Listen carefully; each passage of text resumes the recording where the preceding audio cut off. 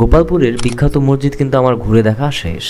অনেক ঘোরাঘুরির পর এবার রওনা দিচ্ছি মধুপুর পার্কের উদ্দেশ্যে, যেখানে আমি আর আমার বন্ধুরা মিলে বানর দেখব আর প্রকৃতির মাঝে হারিয়ে যাব।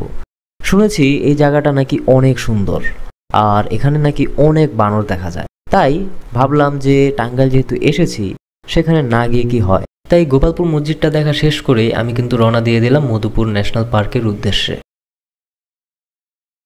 যাওয়ার পথে আমাদের অনেক জায়গায় গাড়ি থামিয়ে টুকিটাকি কিছু খাবার ও ঠান্ডা পানীয় কিনে নিতে হয়েছে।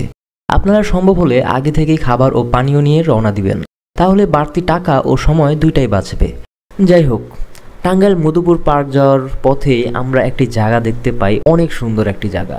এই জায়গার ঠিকানা আসলে আমি বলতে পারবো না, তবে হ্যাঁ, মধুপুর পার্ক যাওয়ার পথে এই জায়গাটি আপনারাও হয়তো দেখবেন।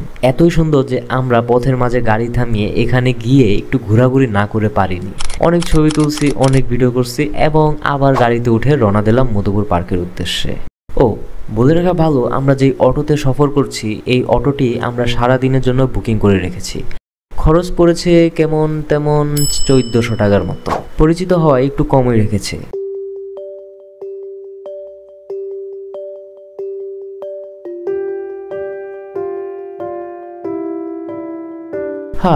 অবশেষে পৌঁছে গেলাম টাঙ্গাইল মধুপুর পার্কে।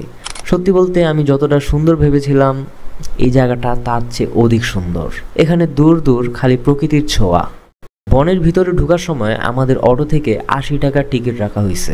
এখানে বলে রাখা ভালো, আপনারা যদি মিশুক নিয়ে ঢুকেন তাহলে আপনাদের কাছ থেকে 100 টাকার মতো টিকিট চার্জ রাখবে। ভেতরে ঢোকার পথেই কিন্তু আমরা পুষ্পা মুভিতে যেই লাল চন্দন গাছ দেখানো হয়েছিল ওই লাল চন্দন গাছ সরাসরি দেখতে পাই।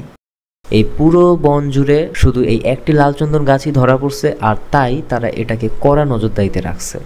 আর জানা কথা, লালচন্দন গাছ কিন্তু সহজে সব জায়গায় হয় না। তাই আপনি যদি কখনো মধুপুর পার্ক ঘুরতে আসেন তাহলে অবশ্যই এই লালচন্দন গাছটা একবার হলেও দেখে যাবেন।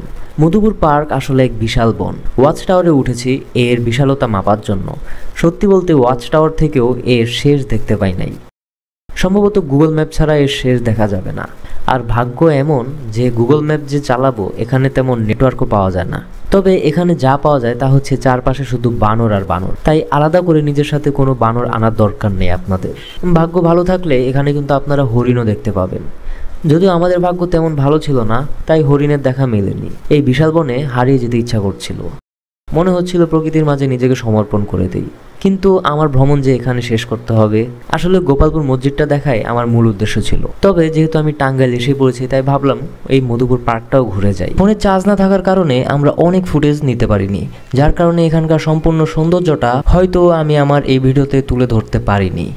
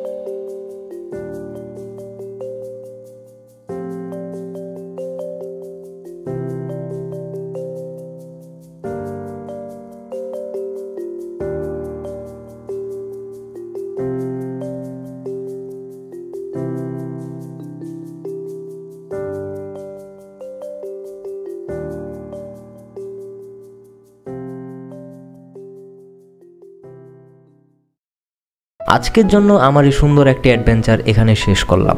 আপনাদের সাথে শীঘ্রই দেখা হবে আমার নতুন কোনো এক ট্রাভেল ভিডিওতে, যেখানে আমি নতুন কোনো এক ডেস্টিনেশন কভার করব।